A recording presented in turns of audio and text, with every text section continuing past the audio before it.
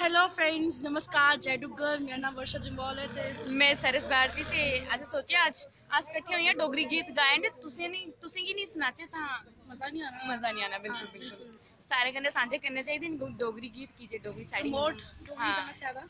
बिल्कुल मता तो मता पहले इस गीते कोला गै शुरुआत हाँ, करने हाँ हैं जी। ना। अस डोगरे सूर में डोगरे सूर में डोगरे सूर में डोगरे सूर में साड़ियां ने कथा पुरानियां ओहरा विच ना दिया ओहरा विच ना दिया पानियां होए पानियां ए मौजा कियां मनानियां राह विच ना दिया पानियां होए पानियां ए मौजा कियां मनानियां राह विच ना दिया पानियां होए पानियां असी मौजा कियां मनानियां।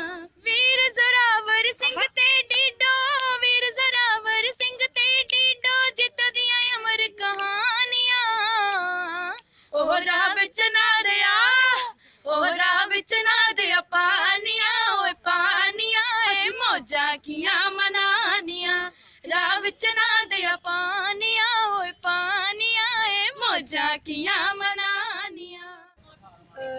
बेटी बचाओ बेटी पढ़ाओ यो ये सरकार सरकार चाह करती। हाँ जी, तो प्रधानमंत्री ने बड़ा ही शाल किया साढ़े वास्ते और उनकी बड़ी सारी स्कीमां न।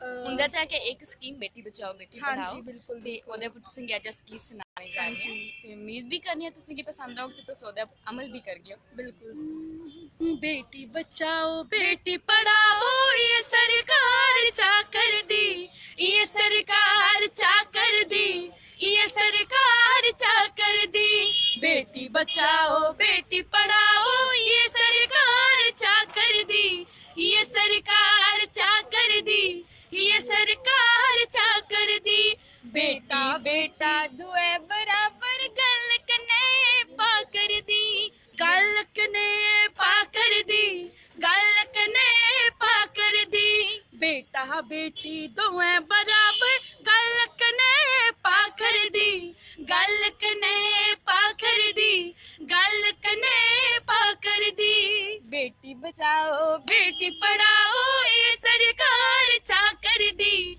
ये सरकार चाकर दी ये सरकार चाकर